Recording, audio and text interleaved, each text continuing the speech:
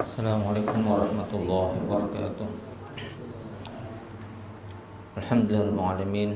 Bihi nasta'in ala umuri dunya waddin, wassalatu wassalamu ala asyrafil anbiya'i wal mursalin wa ala alihi wa sahbihi ajma'in, amma ba'd. Wa qala ta'ala fi kitabil karim, a'udzu billahi minasyaitonir rajim. Yarfa'u alladziina amanu minkum wal ladziina utul ilma darajat. Qala Nabiyyu sallallahu alaihi wasallam, may yuridillahu bihi khairan Pakai firin okama kalau Rasulullah Sallallahu Alaihi Wasallam. Jemaah sekalian yang rahmati Allah Subhanahu Wa Taala, puji syukur kita berikan kepada Allah. Salam kita aturkan kepada Nabi kita Muhammad Sallallahu Alaihi Wasallam, kepada keluarga, sahabat, kerabat, mengikut serta umat pada ila yaumil qiyamah. Kitab Taharah Babul Miyah, kitab yang membicarakan tentang taharah. Dan kali ini berkenaan dengan bab, masih berkenaan dengan airnya, babul miyah. Kemarin sudah kita bicarakan bahwa hadis Nabi sallallahu alaihi wasallam yang berbunyi wa tahuru ma'uhu ahlu maitatah. Jadi laut itu Nabi katakan fil bahar, suci airnya dan halal binatangnya. Innal ma'a tahurun la yunajjisuhu syai'un. Sesungguhnya air itu suci dan tidak ada yang menajiskannya. Hadis Rasulullah. Innal ma'a la yunajjisu syai'un illa ma qalaba ala rihihi wa ta'mihi wa launihi. Rawi Ibnu Majah. Sesungguhnya air itu tidak ada yang menajiskannya dengan sesuatu kecuali ada perubahan atas baunya, rasanya, dan warnanya.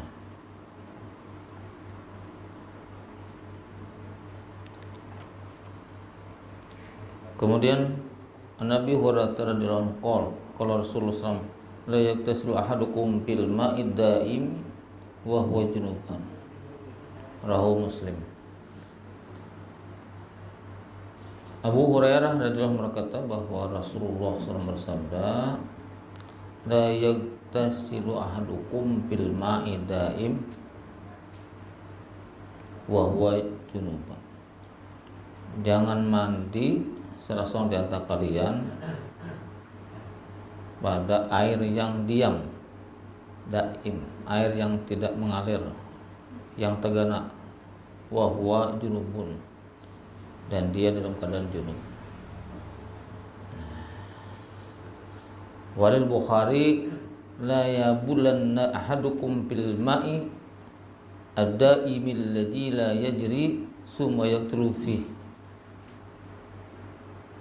Dalam Bukhari diriwayatkan, jangan bakameh salah seorang di kalian di banyu yang ranai. Banyu ranai ini banyu kada mengalir. Tsumma yaktaslu, kemudian mandi di situ. Itu dalam Bukhari. Tadi li musliminhu. Tadi. Wali Abu Daud wala yaktasil bihi minal janabah, dan jangan mandi padanya daripada mandi junub. Itu tadi. Sarahnya di dalam kitab Subulus Salam disebutkan pertama bahwa jangan mandi itu jangan bercampur. Di bak mandi bercampur mandi juga. Yang sedikit banyaknya. Sebagian menunjukkan larangan itu adalah haram dan larangan itu merupakan makruh. Tergantung kondisinya. Kalau banyunya itu banyak tidak masalah. Tapi kalau banyunya sedikit itu masalah. Kemudian yang bekamih bang, yang bekamih itu menurut Imam San'an dalam kitab Subul Salam, syarah di kitab Bulughul Maram, bila inya sedikit hukumnya haram, bila inya banyak hukumnya makruh, larangan itu. Dan mandi di situ, bekamih di situ, kemudian mandi di situ itu, apakah itu mandinya itu bercampur atau bakubui? Kan dua, atau airnya dengan kawa bekas kameh tadi masuk ke bak Bekameh ada baju aja, orang udah tahu. Nah, nang rancak bekameh di kolam renang. Nah, itu di kolam renang ada tahu aja orang kalau kita bekameh ya Allah. Tahu. Dan kolam renang itu jarang dibersihkan. Jadi kolam renang itu apabila pagi itu dia disedot bawahnya aja. Kalau mengganti itu berapa kubik banyak. Jadi kan kalau pagi itu sekitar jam 7 tuh endapannya turun. Maka kayadaknya itu ada di bawah. Ada yang mau lihat nggak?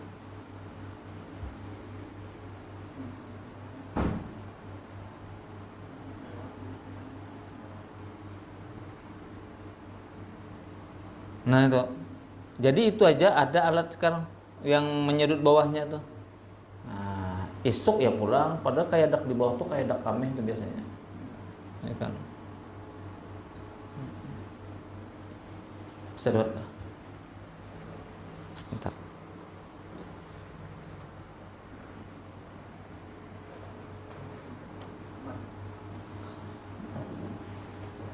Jadi kalau kita di rumah usahakan ya, walaupun dalam kolam yang besar pun jangan bekameh.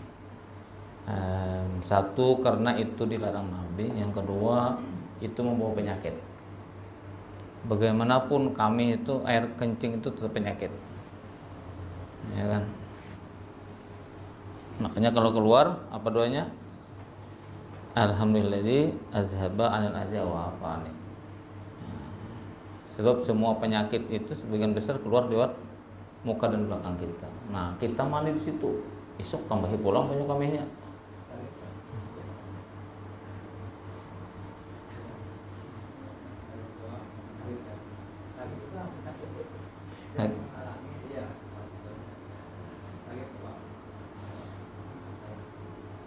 Jamaah sekalian Allah SWT. Jadi tadi mandinya apakah kita berendam di situ dengan mandi situ atau tadi dengan dicibuk, maka minimal kata ulama itu makruh banyak itu dikamihi yang tidak mengalir.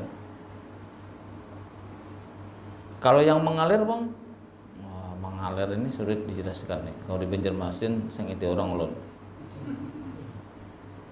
Ya sekarang masih mendingan Sungai Kelayan, Sungai Pakapuran itu bukan banyak ame ya kayak dak tahi yang lalang tuh.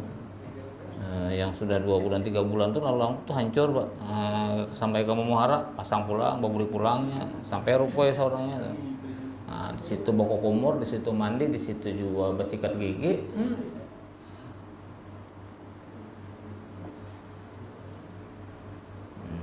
Kalau dari di hulu sungai kan satu arah tuh, negara Alabio di Amunte satu arah aja. Makanya jangan menyalam mandi di sungai. Kalau timbul nanti ada di atas kepalanya, apalagi subuh kena angat-angat karena dia mengalir maka dia tetap suci lah. Karena mengalir dia tetap suci.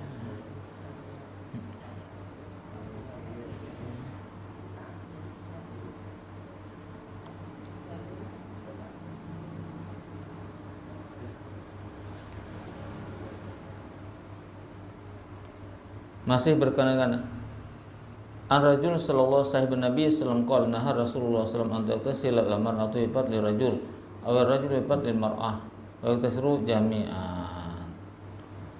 Jadi dari rajul seorang laki-laki sahabat Nabi sallallahu alaihi wasallam berkata Rasulullah melarang mandi perempuan bekas laki-laki dan mandi laki-laki bekas perempuan. Wa yatarifa jami'an hendaklah bersama-sama. Jadi bekas banyu bibinian tuh mandi dipakaikan lakian atau bekas lakian dipakaikan binian, dilarang. Jadi kalau hendak mandi ya sama-sama becak kue karena mencibuk. Itu. Karena kita tidak tahu. Nah, ini kan rahasia Rasulullah. Kita tidak tahu di laki-laki itu ada penyakit kulit atau tidak. Di perempuan ada penyakit atau tidak yang keluar. Nah, jangan bekas. Walaupun sah-sah saja, ya kan, selama itu tidak najis, ya kan, boleh, tapi itu terlarang, makruh minimal. Wa an Ibnu Abbas radhiyallahu anhu anna Nabi sallallahu alaihi wasallam kana yaktasu li Maimunah radhiyallahu anha. Tapi dalam hadis lain ada juga Ibnu Abbas meriwayatkan sesungguhnya Nabi sallallahu alaihi wasallam mandi bekas Maimunah radhiyallahu anha. Bekas mandinya Maimunah. Pernah juga Nabi. Yang tadi kada boleh. Yang ini pernah juga melakukan. Nah, yang mana yang benar? Keduanya benar, Pak. Nah, karena Nabi yakin bahwa pada tubuh Maimunah itu tidak ada mengandung penyakit atau kotoran.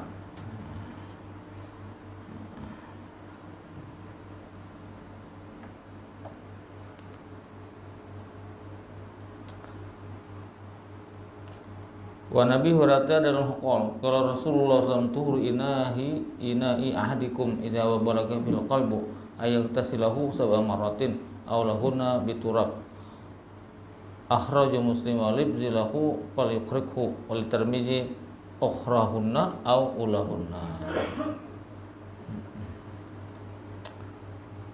Sucikanlah bejana tempat atau wadah dari salah seorang kalian apabila dijilat anjing. Jilat. Kalau dimakan anjing tidak perlu dibersihkan lagi, ya kan? Kan dalam perut anjing, ya kan? Nah, ya bukan dijilatnya, bekasnya. Ya. Dengan 7 kali. Nah, salah satunya dengan air tanah. Ada yang mengatakan ukhrahunna dalam Tirmidzi ukhrahunna awlahunna, pemulaannya akhirnya atau pemulaannya, yang penting ada di antara 7 itu. Ini kalau di Banjar agak kurang. Kalau di daerah kami ada sungai, nah ini banyak anjing berkeliaran. Sebenarnya anjing bukan peliharaan tuh, Pak. Anjing liar aja di daerah pegunungan, ya. Misalnya di Roksadu, ya kan. Nah, kemudian di Piani, di Halong, Batang Alai Timur, Batang Alai itu kan, itu kan anjing tuh banyak, Pak, berkeliaran, tapi tidak ada pemiliknya, tidak ada pemiliknya. Nah itu bekas jilatnya tuh, nah itu.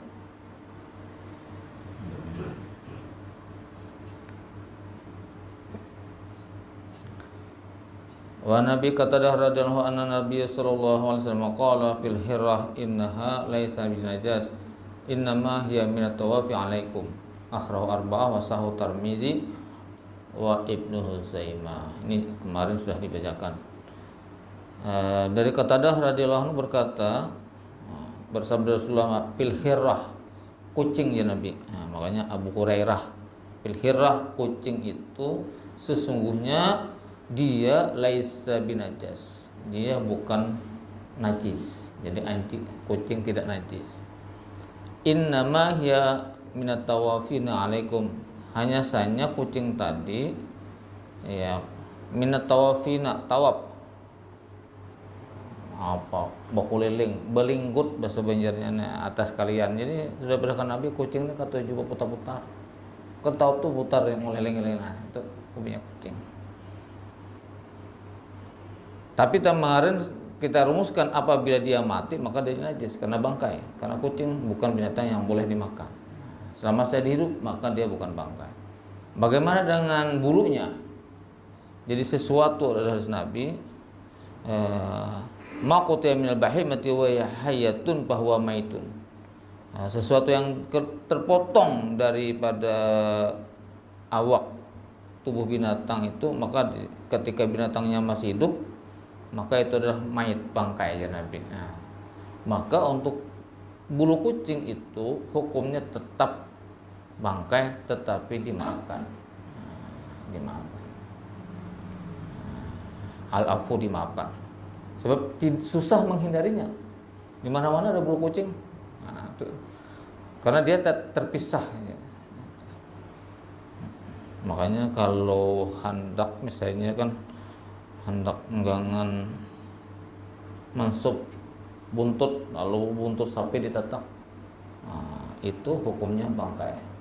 Atau mengengu higangan, talingannya diribit sedikit, nah, itu hukumnya bangkai najis haram dimakan, sekalipun binatangnya itu boleh dimakan. Atau misalnya betis ayam diletak sebelah, ya kan, cekarnya tuh, digangan cekarnya, maka itu hukumnya haram ketika dia masih wahiyah hayatun, ketika dia masih hidup, apapun itu. Kalau ayam sedikit ya supaya ada rasanya dikit, tetek dikit. Disembelih kan larang tuh.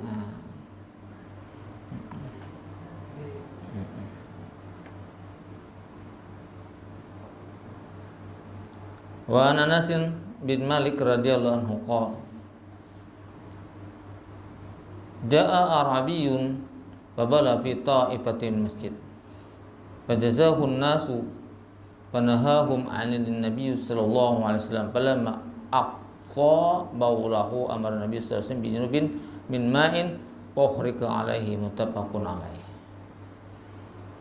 Anas radhiyallahu anhu, Anas bin Malik radhiyallahu anhu berkata, datang Ja'a Arabiyun, datang seorang laki-laki Arabiyun, orang Arab Baduy, orang Arab Baduy datang.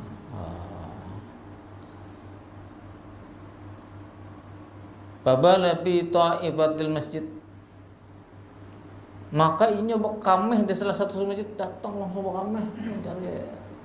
Nah, kenapa masjid dikamehi di zaman itu? Karena masjid itu hanya patok kada kayak ini bekameh ini disuruh. Bahari kan tidak pasir, makanya waktu hujan deras itu dalam hadis Nabi boleh tidak sembahyang di masjid berjamaah karena pasir, tempat sujud pasir. Di zaman awal-awal keislaman tuh. Namun hujan, air hujan kan kalimpanan tuh pasir itu. Nah, inya datang dikiranya nih ya pos kah apakah datang kami.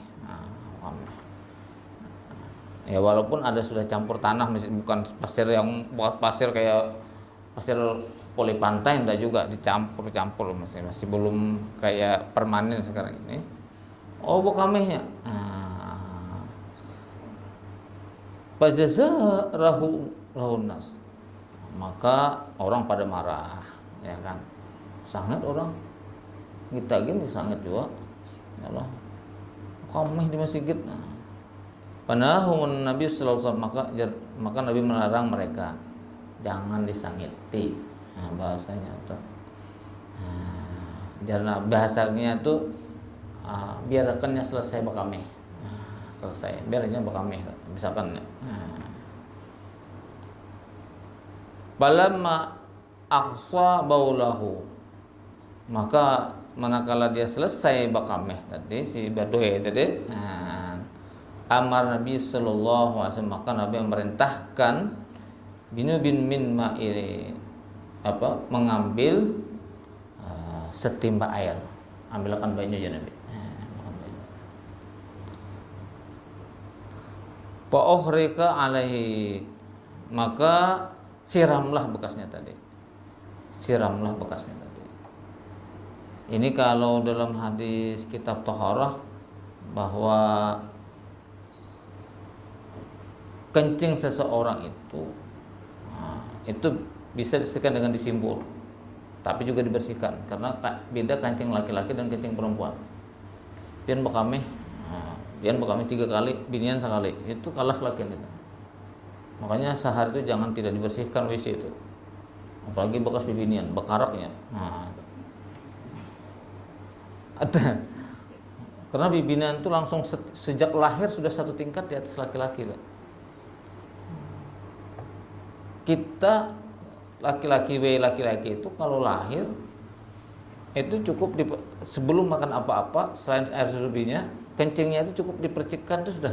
Itulah satu-satunya najis mukhafafah, najis yang ringan. Binian lahir langsung tingkat 2, najis mutawasitah. Tak imbaibnya eta peranak langsung tak amehnya tetap najis mutawasitah, itu hebatnya biniannya. Maka bagaimanapun bibinian harus lebih hebat dari laki-laki.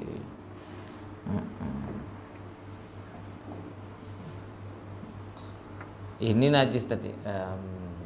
Kemudian ini kalau ditinjau dari segi hikmah, bahwa ini namanya menyelesaikan masalah tanpa masalah, menyelesaikan masalah tanpa masalah. Pegadaian, kalau pegadaian itu kayaknya sulit saya jelaskan di sini. Itu Bapak katakan. Itu kan iklan-iklannya banyak Pak, yang sentilan-sentilun tuh ya. Menyelesaikan masalah tanpa masalah. Sekarang ini bank promosi baru lagi, tidak melayani kredit, hanya melayani tabungan. Saya kan pernah satu bis dengan kepala bank Pak, dari Puruk Cahu. Apa maksudnya Pak? Jadi saya kata beliau di Puruk Cahu itu tidak ada lagi istilah ngutang di bank, semuanya menabung. Jadi datang, Pak saya mau ngutang, wah nggak terima. Bapak menabung sebenarnya. Nah itu bedanya, Bapak mau ngambil tabungannya dulu baru nabung belakangan, atau nabung dulu tabungannya diambil belakangan. Nah, sama aja, betul berhutang juga. Jadi ada yang tabungannya diambil dulu, ya kan, nanti Bapak nabung tiap bulan, bahas ini ya. Nah, atau Bapak mau nabung nanti tabungannya diambil belakangan. Jadi sini nabung aja Pak, nggak ada yang hutang. Oh senang ya.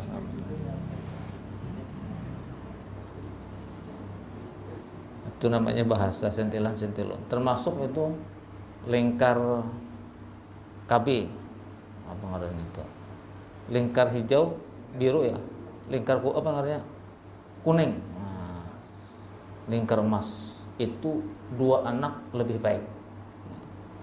Kalau orang yang mengikuti program 2 anak lebih baik.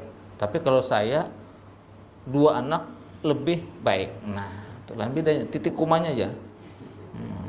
Kalau 2 anak lebih baik, itu kan ada koma tuh. Berarti bila 2 anak baik banget tuh.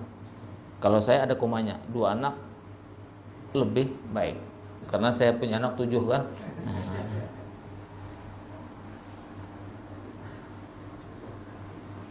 Ini bahasa Nabi. Seandainya itu dipukuli, dihamuk, iya kan melawannya. Hamuk juga ada nang kena juga. Nah, tapi Nabi ini tadi imbahkannya bakame. Imbah bakame simbur bekasnya. Selesai masalah. Enggak ada yang gaduh, enggak ada yang hamuk, enggak ada yang dipukuli, ya enggak dihinakan. Wah, itu hebatnya Nabi itu. Kan nyimbur seputar, simbur. Ada 10 menit kira-kira ambil bajunya simbur, selesai masalah. Kalau ini dipukuli, dimamai, dihamuk, masalah jadi panjang. Nah, ini hebatnya Nabi ini. Nah, itulah taharah Nabi, kesucian Nabi ini. Nah, sebagaimana ulun jelaskan kemarin bahwa salah satu taharah Nabi itu tingkatan yang kedua adalah membersihkan anggota badan dari perbuatan sia-sia dan maksiat, termasuk lidah beliau. Baik, kemudian air berkenaan dengan ada lalat nih. Wa ibni Abi Hurairah radhiyallahu anhu qala Rasulullah sallallahu alaihi wasallam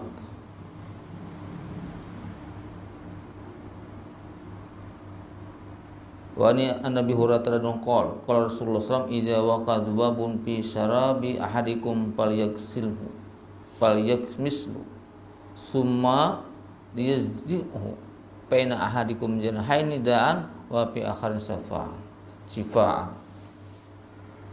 Abu Hurairah berkata, Rasulullah SAW bersabda, jika minum ya kan, ijawaka azbabun bisyarab, jadi singgah di tempat wadah, lalu lalat tadi minum, minum, maka jadi Nabi paliyakmisu, nyala makan.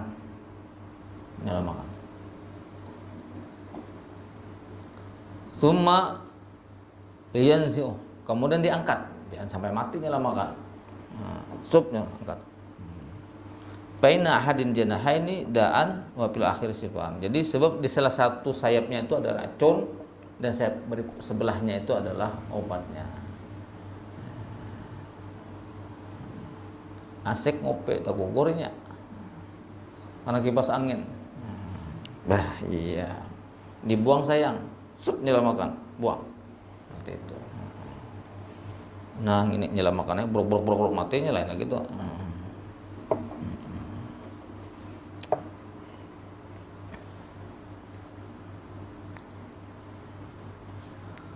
Makanya ulun dahulu mungkin sudah diceritakan di sini, kalau sekitar rumah sakit, ulun bahar itu kalau mau minum tuh di warung tuh rasa-rasa agak kurang nyaman, apalagi ya, menjelang siang, karena sebelahnya tuh kan sekarang jadi wilayah Dutamol tuh kan, parkiran Dutamol itu kan tempat pemotongan babi.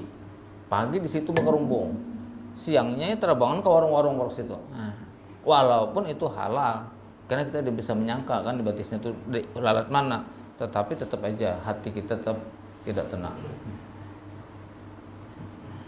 Apalagi kampus kami 2 tuh di belakang tuh tempat ternak babi, Pak. Kampus 2 di Trikora. Sekarang sudah dikosongkan, dipaksa kosongkan. Jadi pas di belakang buka sedikitnya kan asrama kami, asrama UIN. Jadi kalau inya ada lalat-lalat itu dikhawatirkan dari lalat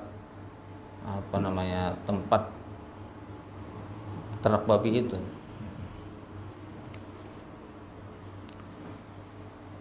Baik, ada yang ditanyakan, silakan, Pak.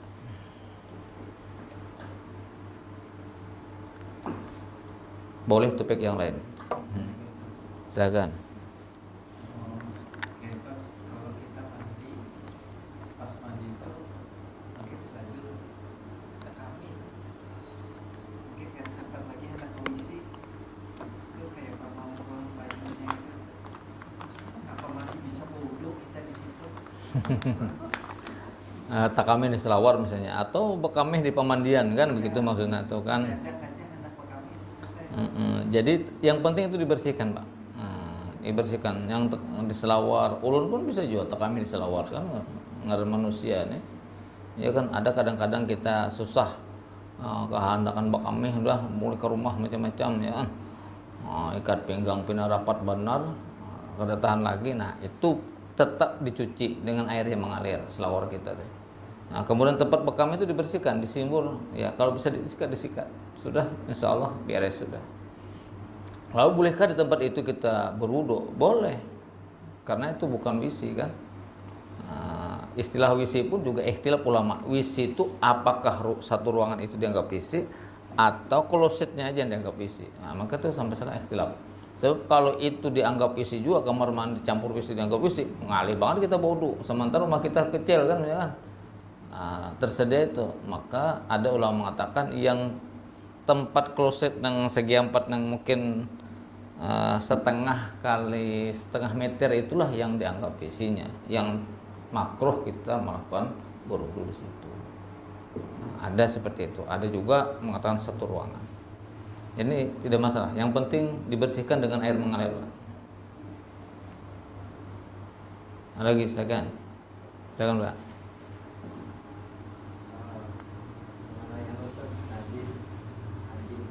Pernah kuliah di kepala mata sendiri, kayu manis di Loksan itu, jamur di dekat rumah. Betul. Itu banyak tuh jamur kan, anjing itu peliharaan, anjing piaraan. Iya, betul. Karena orang tidak beres itu, kan, jadi apa hukumnya itu kalau kita cuci, kalau kita di pasar kan dasar semua, kayu manis itu depan kita kalau itu cuci 7 hari juga kayu manis itu. Oke. Karena kita tidak mengikuti dalam usul fikih itu ya kembali kepada asalnya. Hukum kepada hukum awal. Jadi dia suci ya kan, tapi tetap kita bersihkan. Jadi tidak 7 kali karena kita tidak mengetahui yang mana yang dijilatnya kan tidak tahu. Memang dulu kami pernah lama di Luksado berminggu-minggu ya penelitian. Memang Luksado ini luar biasa ya, penghasil kayu manis, karena kayu manis itu jadi kebun di sana, apalagi karena Haratai 1, Haratai 2, Haratai 3 itu memang itu mata pencariannya. Jadi dikirim maka didistribusikan. Nah, sekarang itu sudah jadi bukan ditanam lagi karena sudah berkembang lagi. Maka dan di situ kan anjing selalu berkeliaran, Pak. Selalu berkeliaran. Jadi kalau yang diliwati di jejak anjing tidak masalah, karena kalau anjing kering tidak menajiskan yang lain. Yang menajiskan itu di jilatnya atau anjingnya basah, atau di kemihnya, atau di hirainya bisa juga. Nah, itu. Jadi itu tidak tetap dibasuh Pak. Kalau jadi karena kita tidak tahu mungkin ada kena najis yang lain, tapi tidak perlu 7 kali. Muksado ya. Kalau di Halong itu kan produksi pisang. Halong, Tabuan, Pak. Itu pisang-pisang talas yang gana-gana itu daerah sana. Itu ya anjing juga belokop di sana. Itu sampai sekarang Halong ini penghasil pisang ya, terutama pisang talas. Jadi Padang Raya, Tabuan, Buntut Pelanduk ya kan. Dan sekarang Halong ini sudah dekat Pak dengan Kota Baru. Minggu kemarin ulun ke Kota Baru Pulau, yang bukan pulau, lewat Halong Pak.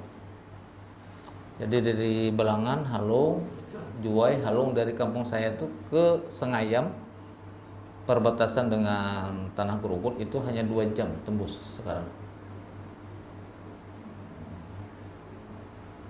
Jadi dekat banget. Dulu kai ulun sepupu kai itu kalau hendak ke tempat kampung kami itu ke Gerugut dulu, Waru ya kan, terus ke Betu Kajang, Kumam, Jaru, bawa tuh jauh 6 jam lebih. Atau ke Banjar dulu Pak, 220 kilo ke Banjar, betul Banjar ke Belangan pulang 200 kilo, jadi 600 kilo. Sekarang hanya 2 jam Pak, tembus. Sebab ulun minggu kemarin menjelajah itu Halong, alhamdulillah.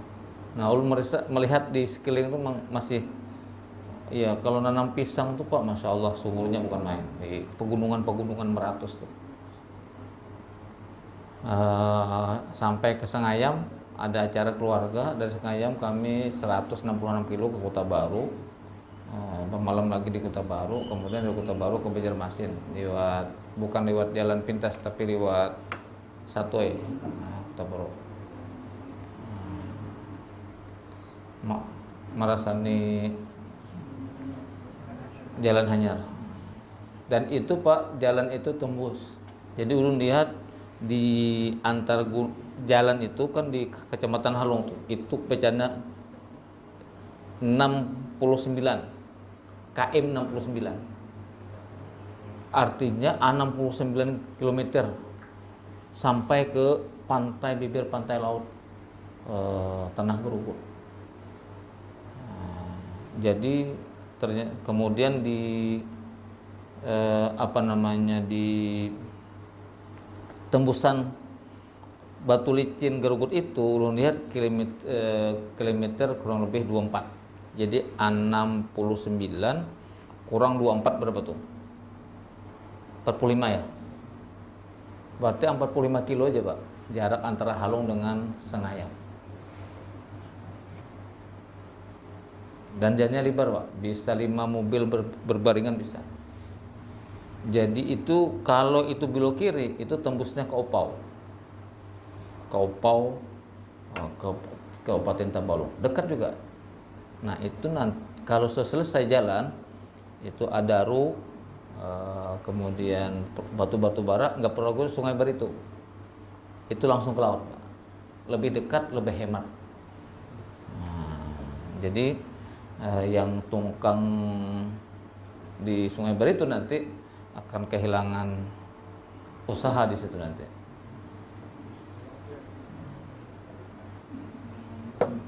Dan itu adalah dari perusahaan Holeng, ampunnya Haji Isam.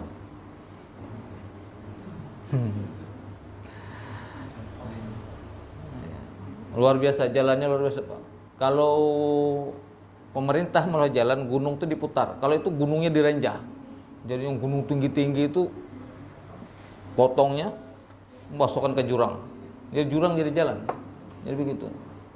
Jadi jalannya nggak belok-belok banget, begitu langsung. Dan luar biasa Pak, di ketinggian itu kita istri saya bilang ini telinga mengenging, itu berarti dataran tinggi banget. Ya kan? Pagi kami lewat, awan-awan tuh masih di bawah jalannya tuh, di bawah. Suatu saat itu akan habis juga kan ya?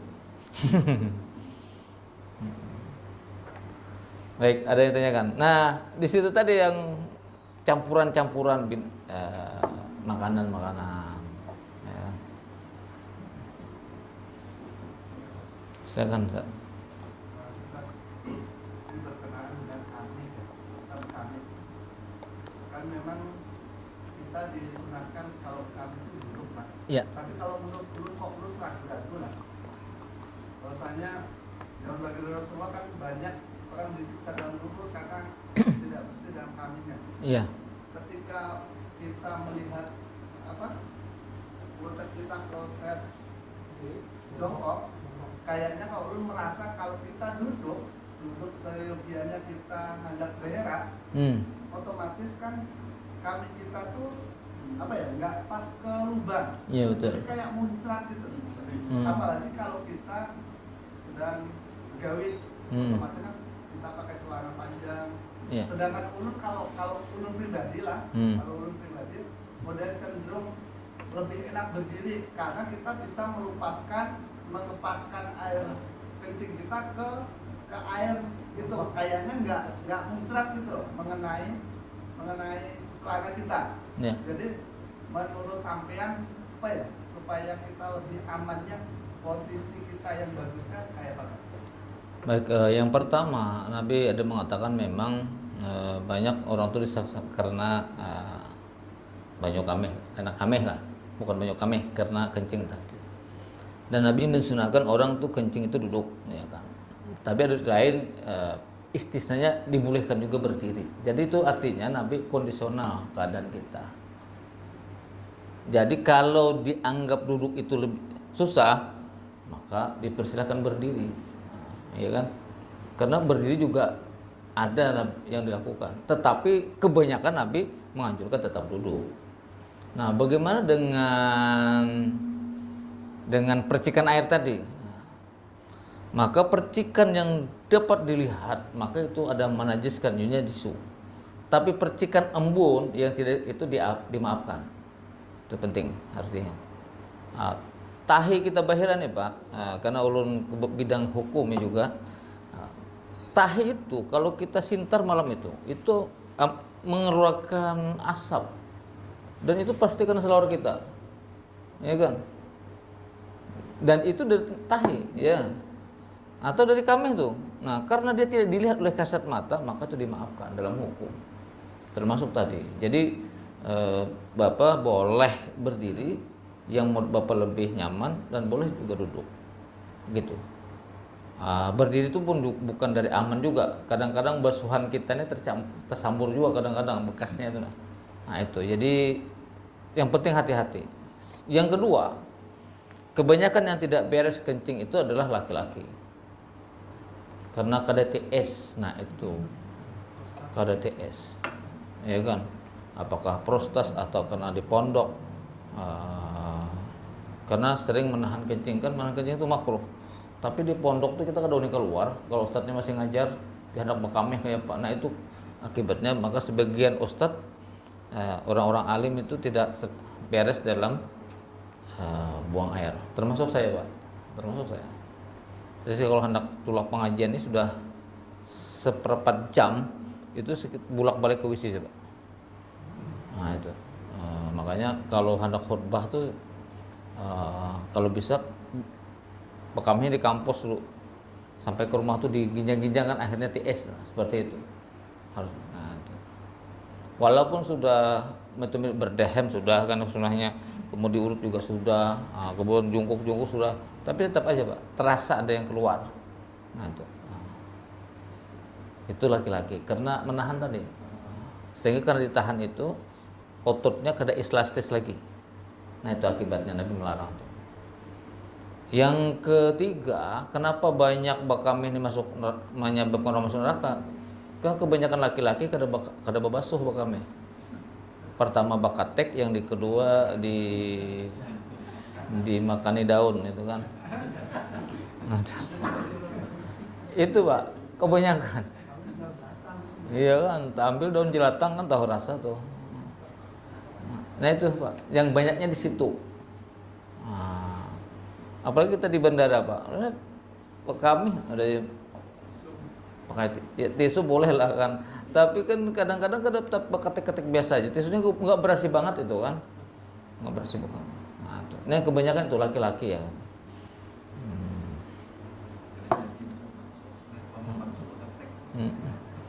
Berarti baksonya Bang. Yang batu membasuhnya pamannya di anu pulang. Di Higar Sekolahan tuh ada susumuran kan. Oh, si tunggu piring sidin ayam. Yang keempat Pak, masalah kencing tadi kan ada strukturnya tadi. Orang yang mencuci pakaian, bekas kencing anak, kencing siapapun itu tidak berdasarkan syar'i ketika mencuci pakaian. Dikambung-kambung kemudian dibilas dengan air yang sama tanpa mengalir. Nah, ambil ke baskom dulu kan. Nah, ini kan najis ini sedikit aja. Kalau ambil ke baskomnya ada baunya sedikit, ini menjadikan najis lagi, dipakai semuanya untuk sholat, maka semua tidak sah.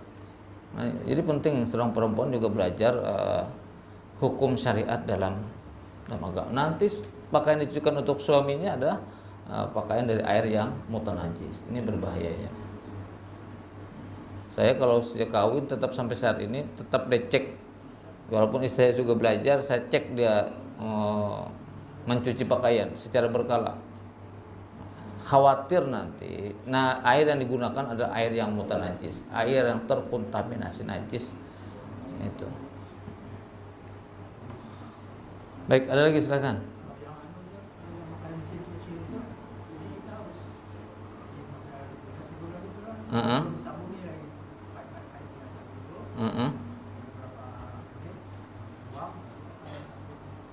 Itu tadi, itu tetap dialirkan dulu sampai dia berputar, dialirkan. Kalau dia mengalir sudah, maka sudah yang kebersih. Iya, jadi mengalir.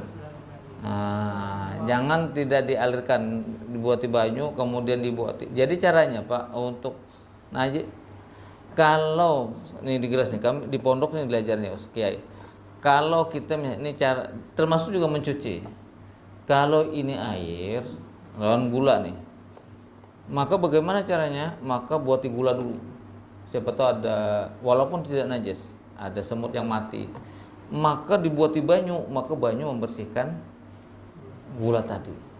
Tapi sebaliknya kalau dibuati gula berdahulu, banyu berdahulu, lalu dibuati gula yang ada bangkainya, itu adalah mengotori air. Maka begitu juga mencuci pakaian. Jadi kalau kita pakaian buat di dalam mesin cuci, maka buat dulu, baru dibuati air, maka itu air membersihkan. Tapi kalau buati banyu dulu, hanya buati pakaian belakangan, najis, maka pakaian itu menajiskan air itu. Begitu caranya. Iya, jadi air belakangan.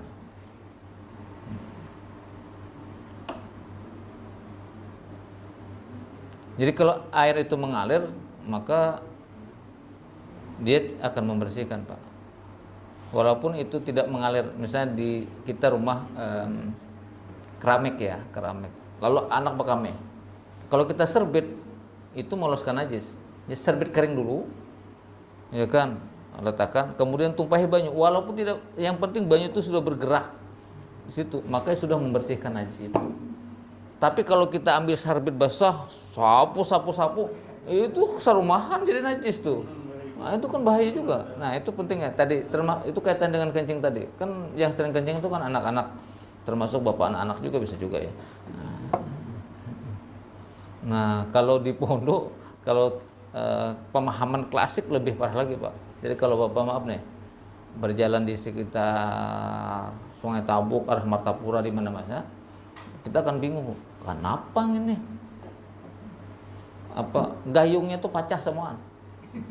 Coba lihat Bapak, di WC mah, di batang kah, pecah semua Pak. Ganti aja nah hanyar, besok pecah lagi. Kenapa? Karena mereka beranggap, orang-orang itu beranggapan dalam pondok ya, itu supaya air itu kalau kau ditumpah tetap dia mengalir. Kalau tidak dicucul buahnya rokok, lawan paku di bawahnya, supaya ketika diangkat dia tetap mengalir. Nah itu kita di Banjarmasin tidak, di Rusunga juga tidak. Itu saking pemahamannya untuk ekstremnya memahami supaya air itu tetap mengalir. Tapi mun lambat bang gayung habis tuh. Nah, Bapak boleh cek ya. Sekarang agak berkurang. Dulu memang hampir semua, Pak. Hampir semua. Gayungnya hampir semua pecah tuh. Pecah, memang sengaja dipecah. Iya, supaya air tuh ketika diangkat tetap dianggap mengalir. Sampai saya itu pemahaman. Jadi dalam hukum ini orang boleh memahami dari sudut manapun. Nah, sehingga makanya orang-orang daripada fikih ini satu hadis itu bisa 4-5 macam pemahaman. Nah, semuanya benar, tergantung kondisi untuk kita. Pasnya di mana, cocoknya dengan hati kita bagaimana. Supaya ada pilihan dalam menjalankan hukum tadi. Lagi. Iya.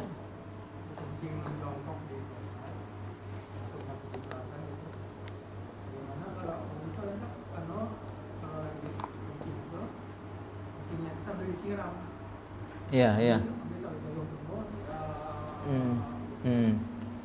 Boleh juga. Jadi sambilnya keluar sambil disiram. Tapi kalau ulun pribadi kalau inya kan di rumah tuh ada WC yang dodok, ada yang jongkoknya. Kalau yang jongkok kalau nampak kami aja, emang kada kayak bahira kan, arahkan ke lubang. Tapi kalau nya bahira kada kawas itu batoyoknya kan gitu ya. Nah, jadi kalau berak arahnya sesuai dengan lubangnya kan. Nah, tapi kalau bekame balik ulun supaya tadi tidak ada percikan tadi. Bagaimanapun itu pasti ada percikan, Pak. Walaupun tidak terlihat. Cara mengaturnya bagaimana? Lantai itu kita basahi. Ketika bekame kelihatannya ada percikan, tapi ada banyu kami itu adalah dia akan menyerang air biasa. Yang halus banget tuh kita bekame. Karena kada ada yang terbang, tapi lihat banyu di depannya. Itu ada yang tersisih kena percikan air. Itu hebatnya banyu kami nih. Makanya kami orang sakit mata obatnya banyu kami. Bahari kan kada ada resto apa posu nggak ada bahari. Iya itu yang kami langsung subuh. Nah, silakan Pak. Silakan.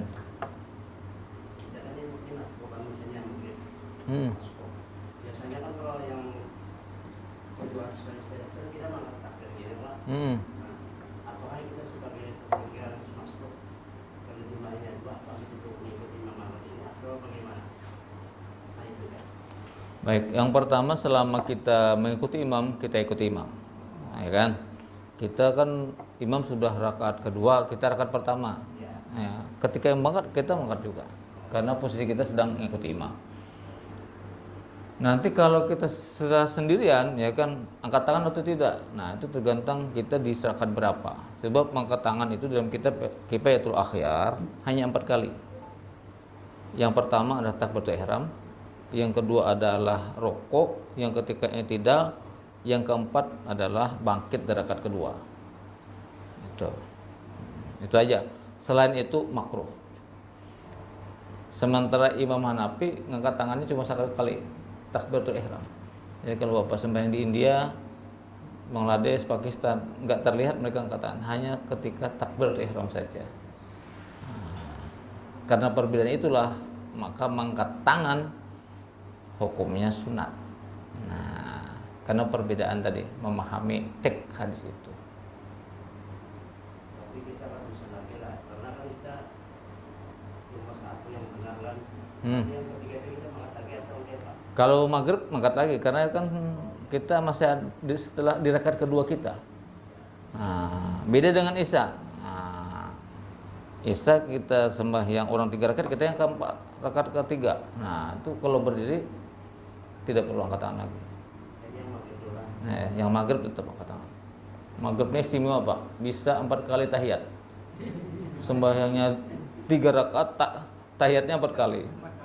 Bisa tuh. Bayangkan, datang orang sudah rakaat kedua. Nah, 4 tahiyat, kita belum dihitung rakaat tuh. Berarti orang rakaat kedua, ya kan? Rakaat ketiga, kita baru rakaat pertama. Ikut lagi tahiyat. Nah, berdiri pulang. Ya kan, kita nambahi, kita tinggal 2 rakaat. Nah, karena kita rakaat ketiga, kita tahiyat lagi. Berdiri pulang rakaat ketiga, ya kan? Nah, tahiyat lagi. Nah, itu istimewanya sembahyang maghrib nih. Bahkan Pak, banyak hukum-hukum ini yang tidak tertulis secara apa. Kan di Kalimantan Selatan nih ada orang sembahyang subuh, langsung zuhur, langsung asar. Ya kan itu ya? Ada Pak. Ini dianggap aliran sempalan di salah satu daerah. Itu orang subuh, zuhur, asar. Alasannya karena kami berhuma. Berangkat pagi, bulik pun kemarian pada maghrib dan jauh 4-5 kilo ke tengah gunung. Oleh MUI itu diputuskan tidak sesat tapi nyeleweng. Karena masih sembahyang. Ternyata ini terjadi Pak di Eropa.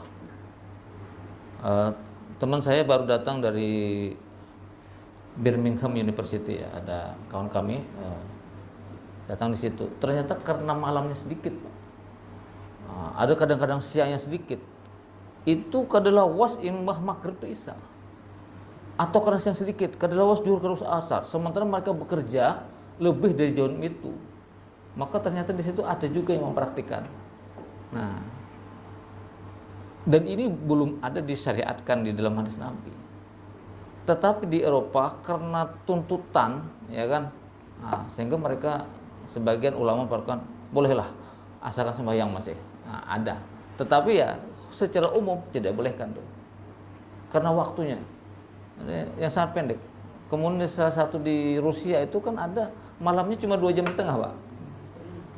Malam habis maghrib isya, terus isya, siang dari subuh. Nah itu kita untung di negeri yang seperti ini.